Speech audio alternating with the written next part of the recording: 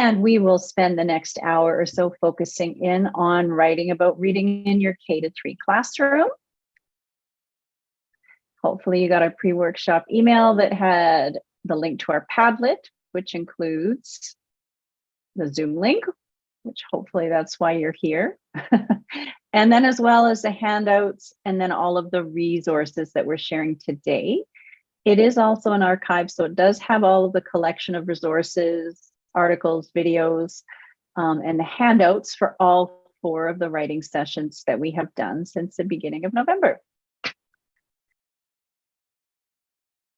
And our outcomes for today, we are, after focusing on nonfiction writing, narrative writing, and persuasive writing over the past few weeks, we are looking with a lens to how we can explore and become more proficient at writing about what we read.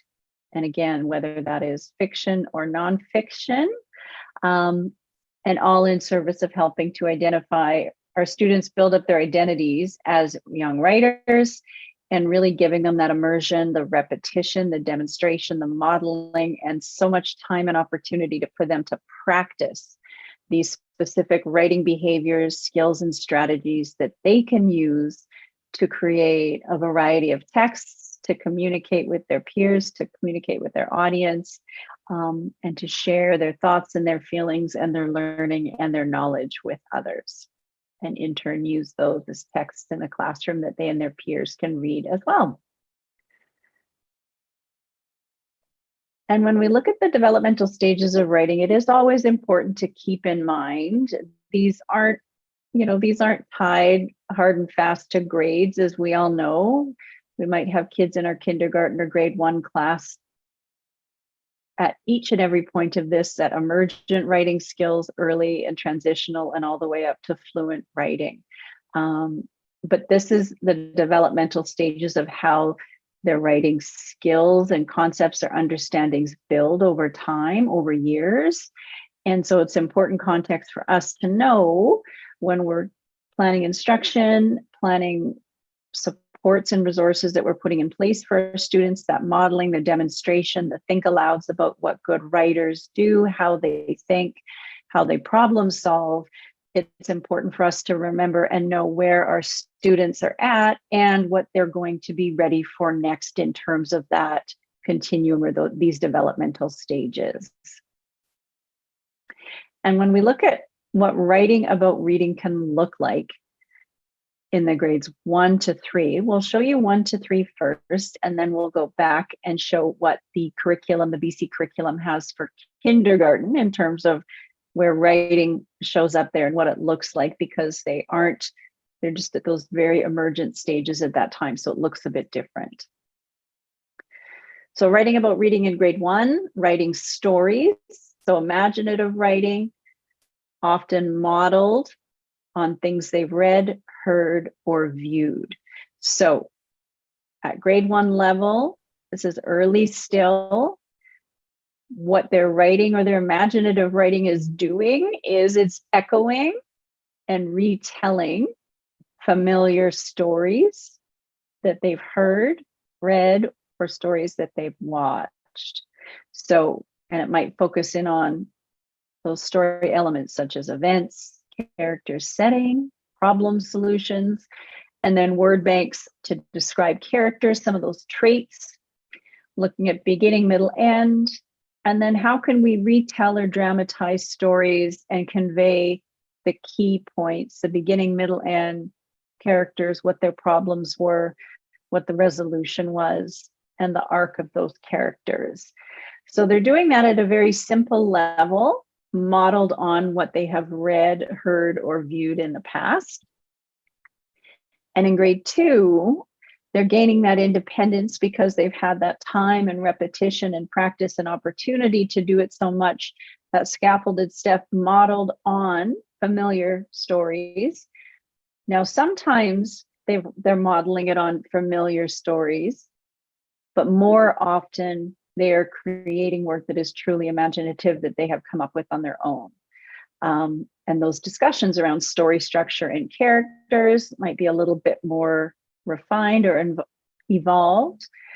as well as looking at supporting them with shared, guided, and independent story time, listening to stories and fairy tales, and practicing writing stories using the same story structure or characters. So again, there's some modeling going on, but it's a launching off point for them getting creative and trying to find their own voice as a writer.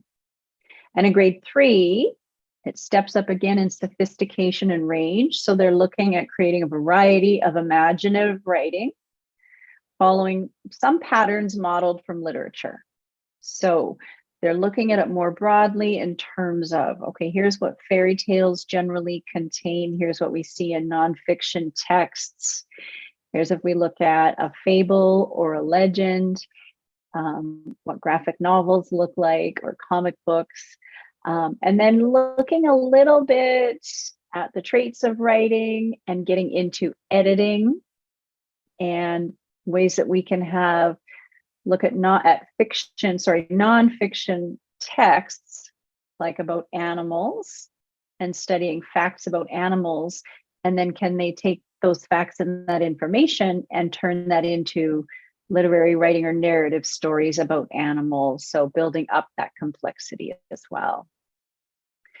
So going back to kindergarten, though, really what we're doing, because it's all that front loading, they're not writing traditional stories and sentences and paragraphs like we see in the higher grades. So what's so important in kindergarten is that they're working on their own, but as much of it is they're working collaboratively, and there's so many conversations happening. So the ELA curriculum in kindergarten, that comprehend and connect you'll see there, what falls under that is reading, listening, and viewing.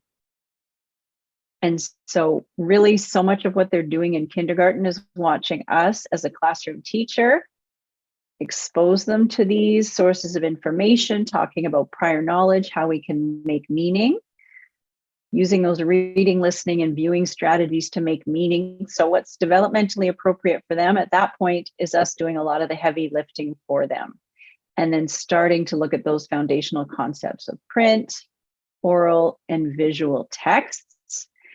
And so they're engaging actively as listeners and viewers, much more than they are as readers at that time. But they can understand through that listening and viewing and listening to us and watching what we do with stories, they can begin over time and repetition and practice and opportunity the importance of story, how it relates to our family, our community, our personal experiences. And then we can make connections. We can relate to something that's happening to a character in a story, or their struggle or their fear, and also begin to understand those concepts of beginning, middle, and end of stories, as well as the elements like plot and sequencing and setting and characters and the problem and the resolution that we see in stories. And then when we look at create and communicate, so this is the writing, speaking, and representing. Again, you'll see here, it's so much about facilitating the oral language to share, so exchanging ideas and perspectives to gain an understanding. So they're not able to do a ton of traditional writing yet, but we're laying the groundwork and the foundation and really getting them primed so that they're understanding what texts and stories can look like and talking so much about it.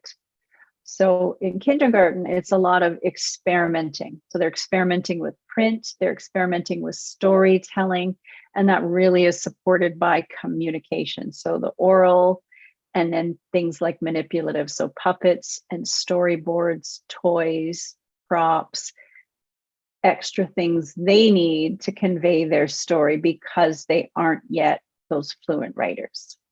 Okay, thanks, Lisa. So we're going to talk about the importance of writing about reading and why this is such a great thing that we can be doing in our classroom. Because not only are reading and writing connected, but by teaching writing while linking writing skills to the work of reading, we're not only providing instruction on writing, but we're providing a powerful and explicit way to improve reading comprehension. So if you consider how all of those different ways that we can connect reading and writing, we can actually use reading to teach writing, writing to teach about the ways that we can process text, how we can consider the audience, and we can use reading, our mentor text, or our reading, to really hone in on those skills that our students need to get their ideas down, to generate ideas, to look at the craft of writing. So when we're thinking about different ways that we can do that, let me share a couple of practices that are quite effective in helping students improve their reading skills. So one thing that we can do is have our students write about the text that they read. So this could be in a way of responding to text, questioning text, summaries, opinions, all those different things that we often do when we're doing read alouds and thinking about the practice of writing.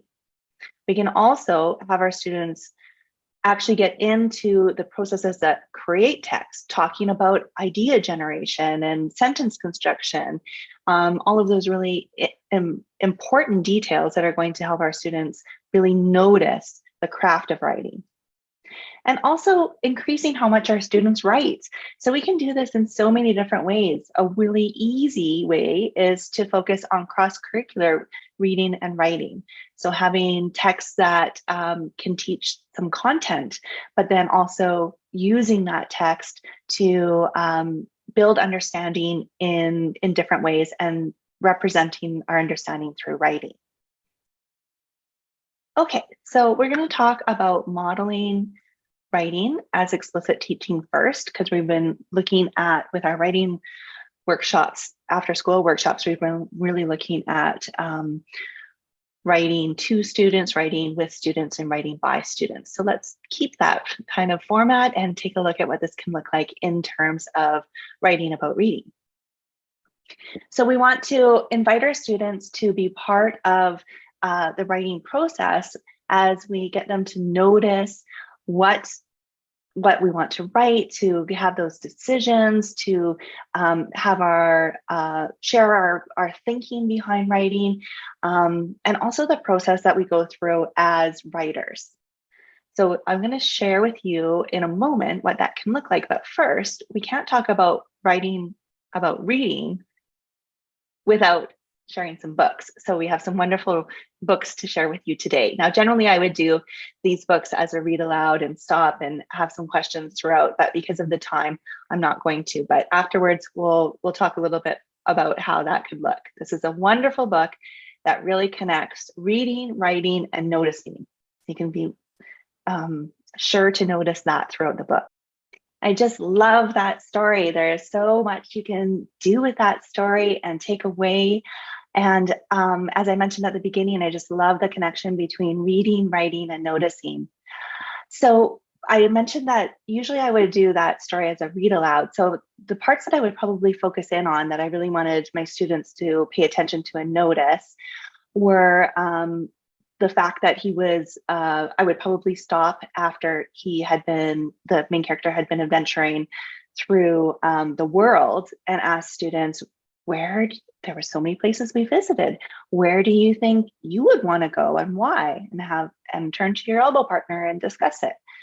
I would also point out the fact that the main character was questioning a lot throughout the story. So he was noticing, but he was also asking a lot of questions. That's what I do when I notice. I ask a lot of questions and try and find out everything I can about the situation.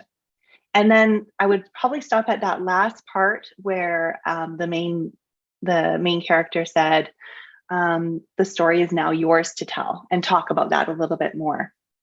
So those are some of the areas that I would stop in, just in case you have the book in your library and want to do something with it.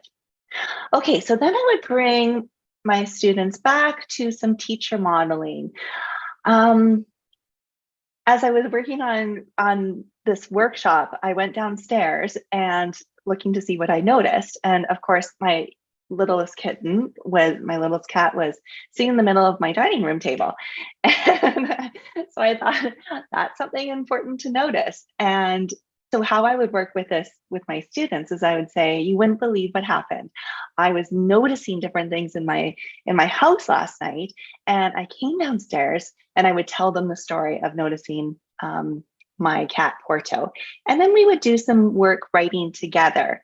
So this would be more like the writing where they were telling me ideas and what sentences to start with, and then I could add them into the writing process as needed or depending on their abilities. So my story is, I heard a strange noise downstairs. When I walked into my kitchen, I was surprised to see my cat named Porto on top of my table, which he's not supposed to do. Perhaps he thinks he should join us for dinner that night. I wonder how his table manners are. Do you think I should get him off the table or allow him to stay? So kind of working with the questioning aspects of the previous story and mimicking some of those ways that we can involve our audience. So my students, this might be a possible student sample. They might have a picture with just a picture. They might have some labels. You can see there's some words that are spelled phonetically, and of course, CVC word and names are generally what our students get to know really quickly. And they might have a simple sentence at the kindergarten grade 1 level. My cat was on the table. I might scribe a quick or write a quick sentence for my students to describe their picture, but I would do it on a Post-it note and put it at on the back of their writing, probably, just so that they don't get to see, oh, that's the correct way that I'm supposed to be writing. And also it's their work, so we want to honor that, but it's sometimes nice to remember what the message was behind it when we're doing some assessment and reporting. Okay, so possible student writing. Now it's your turn, because you probably saw this coming. This is definitely what I would do with my students. Your turn. We're going to do a little noticing what's around us. I would have them do a little walk around and notice different things, but due to time and we're virtual, I would like you to take a look at these photos. And what do you notice? Develop a short story idea about something that you notice here and share a couple sentences about your story in the chat box. I'm going to give you a minute and a half and we'll see what happens. Fantastic. Thank you so much. I'm just going through some of these. Yes, the gnomes noticed the leaves change color and started to fall. They were so worried and wondered why the leaves were falling. The gnomes climbed up the tree and perfect. Excellent. Hurry up, Nomi. We have to hide. Grumpy counts fast, you know. Lisa, you have to share your story with us. Oh, I said, I think the gnome on the right lost his glasses. I know a few people in my life that kind of pat their head looking for their glasses like that with a bemused look. Maybe reminds me of my dad a little bit. So he's having trouble figuring out which way to go to get back to his friends. When he doesn't meet his friends on time, they start to worry and head out to try find him. All three are so relieved when they are reunited and everyone is safe. Time for some tea and a snack. Fantastic. Thank you so much, Lisa. Okay, so from Lydia, the elves were curious to see what they would find at the top of the ladder. When they climbed up to see, up they went together, foot over foot. They climbed rungs. All of a sudden, the fellow on the ground covered his ears as they shrieked. Oh, wonderful. Thank you so much. These are really good. Okay, so now we'll talk a little bit about writing with children through interactive writing. And really, interactive writing is now where we're inviting our students to do some writing with us as co-authors. We're still leading the activity of writing, but we're giving our students a lot more opportunity to compose with us and really notice the details of the written language. So we're doing a ton of talking through things, inviting students to add, inviting students to let us know when we need to put in punctuation, all of those different things. So we're moving, it's a transitional tool, moving more towards independent writing with our students. Okay, so the important thing is when we're looking at what we want to notice about writing or about reading, what we want to really encourage our students to focus in on, is the fact that we can't have deep comprehension about everything. So I'm going to read you this beautiful quote and then talk a little bit about it.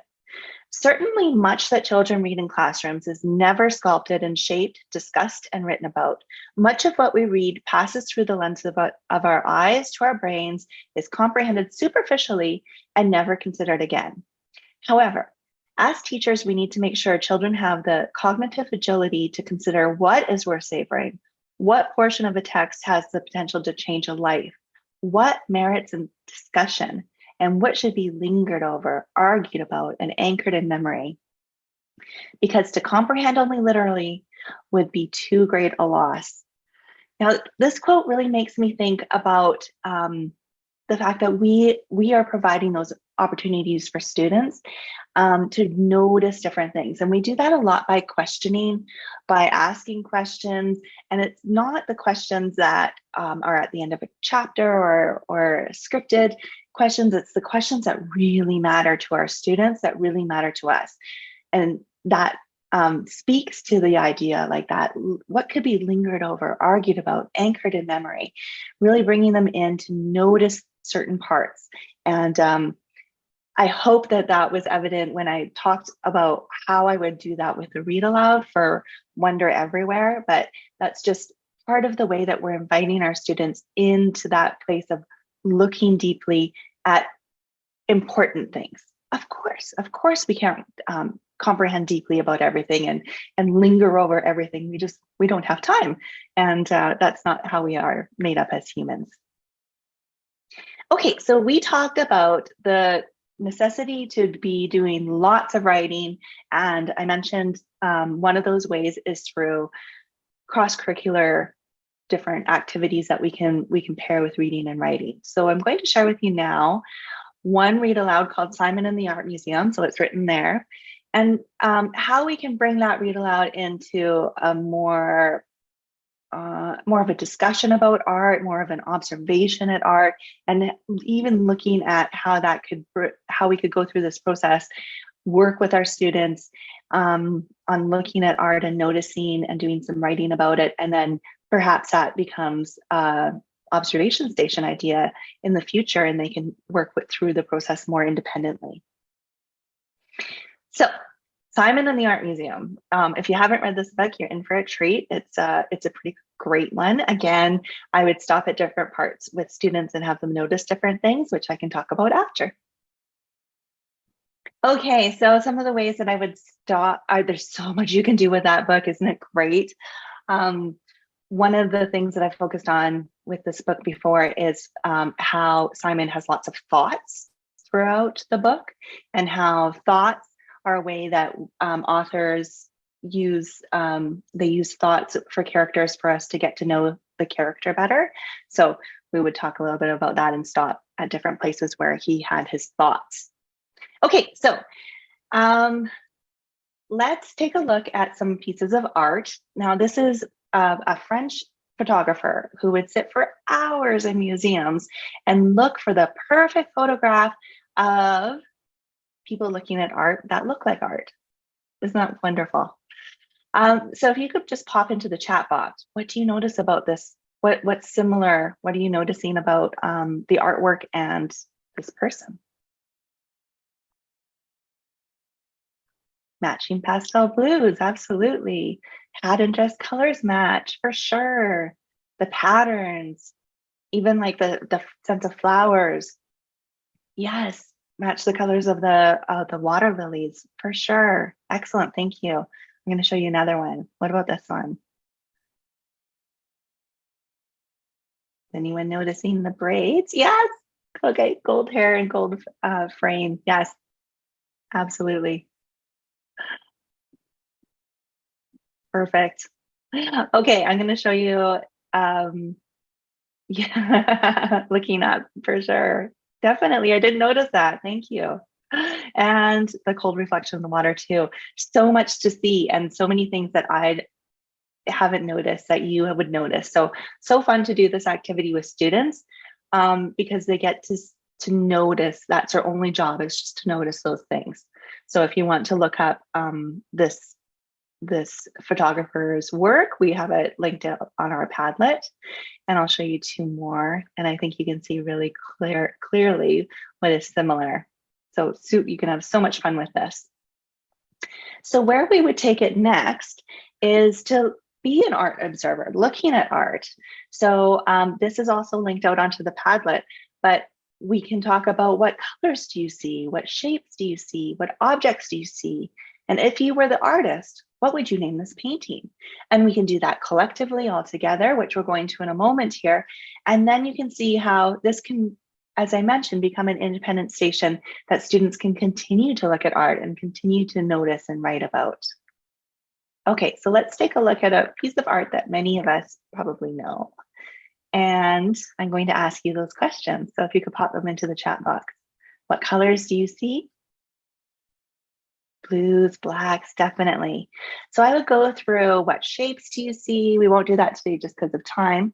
But what shapes do you see? Might be some of it's so interesting how there's a lot of boxy shapes.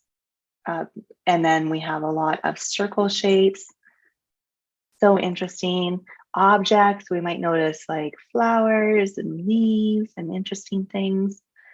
Shapes, we even have some triangles down by the woman's feet. And this is one I'm going to have you actually take part in.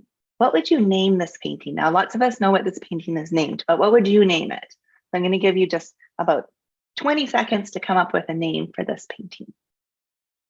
The Embrace. Thank you, Eva.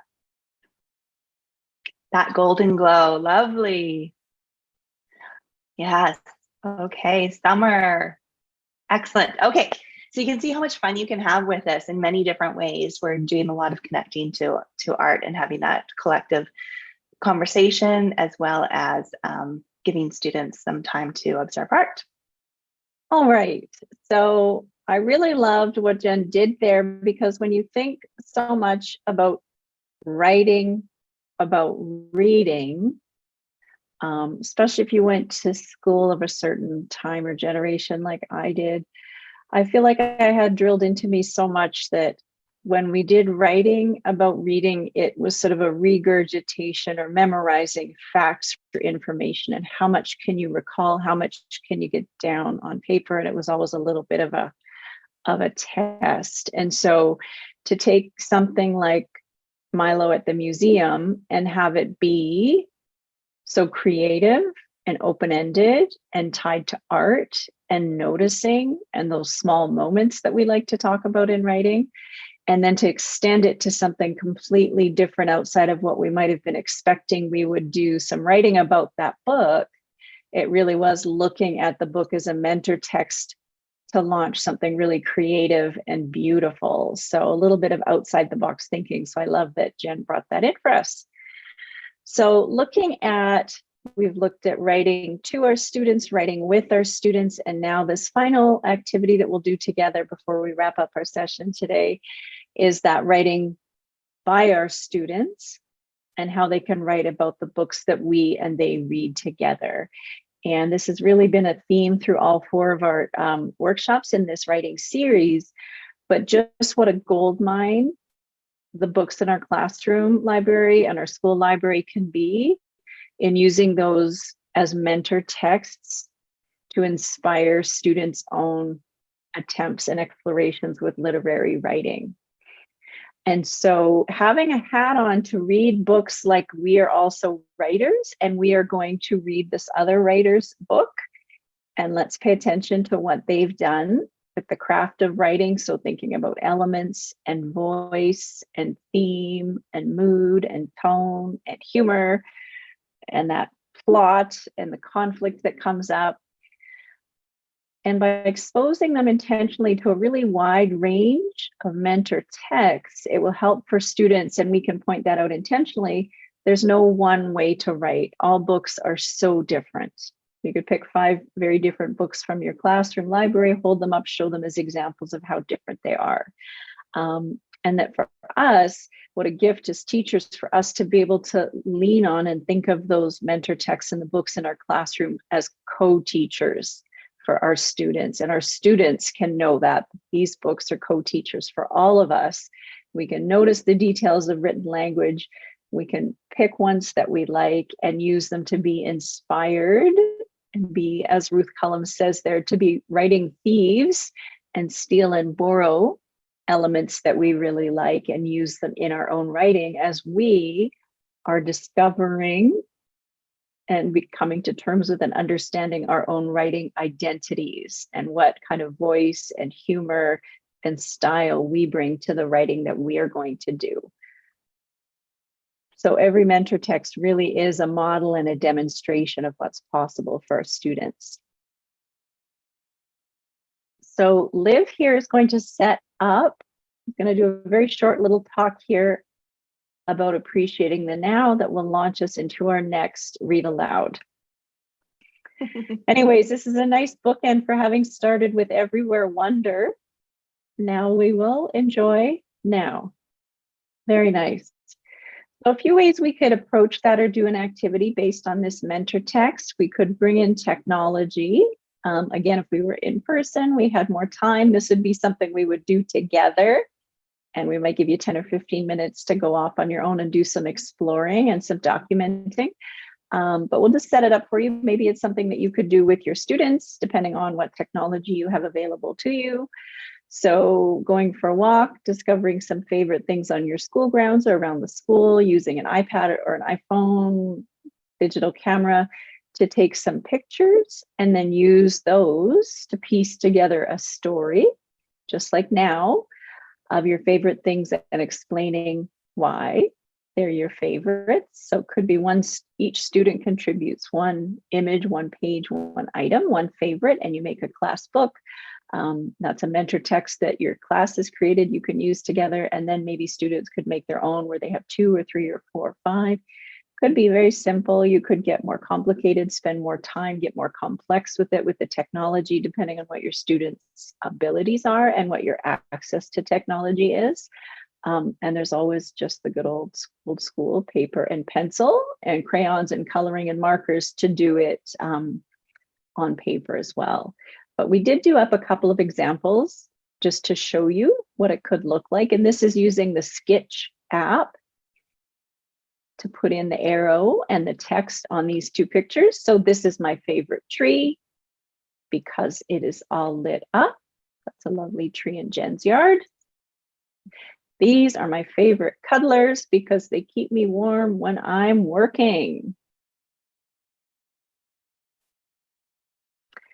And here's a sampling of some different technology tools and apps that you can use if you are interested in trying out digital storytelling with your students. So sometimes for some of our early writers or reluctant writers or students that have fine motor issues or with pencil grip, things like that, difficulty getting pencil to paper, offering them a digital storytelling tool can help alleviate some of that burden and the stress and the difficulty around written output for them and allow them to really focus on ideas and creativity, story and images, and telling a story using another mode. So here's a variety. If you're interested, you can check those out. They are linked in the handout and in our Padlet as well. So as an example or a mentor, this is one we'll do together, sort of an interactive one. If you can reflect on a few of your favorites that help you stay in the now, especially times like now when we're maybe up to our necks in report card stuff and Christmas concert rehearsal and getting ready for the holiday and counting down the days till the holiday, but there's just so much to do between now and then. Can you think of a place or an object or person, a pet, or an activity that helps you stay in the now when you feel like you need some grounding and to be reminded of how lucky we are? So I'll give you just 45 seconds. If you can write one of your favorites that helps you stay in the now in the chat box, and then you can see what your colleagues might have shared as well. We have sitting in my hot tub, yoga, walking along the beach at my home, daughter and beach walk, deep breathing, lots of really tangible things that are going to ground us. Yeah, wonderful. Thank you for sharing those. Thank you. Yeah. Um, One other or a couple of other genres that we wanted to share with you that really can provide rich, robust, fun, and meaningful mentor text opportunities for our students to inspire ongoing writing are how-to books. So these are a few of our favorite how-to books: How to Wash a Woolly Mammoth, How to Teach a Slug to Read, How to Babysit a Grandpa, and How to Train Your Dragon to Do Hard Things. So using the how-to book as a mentor text to inspire our students to get them to write how-to books on things they're experts on or that they really love to do gets huge motivation and buy-in, and just sort of an unlimited source for them to return to in terms of doing some writing, mentored or built on, modeled on some books that we might have in our classroom. And then, of course, the pigeon books. Mo Williams is wonderful. But you think of the pigeon series, and we've got Don't Let the Pigeon, and then The Pigeon Wants to, The Pigeon Finds a, and The Pigeon Needs a.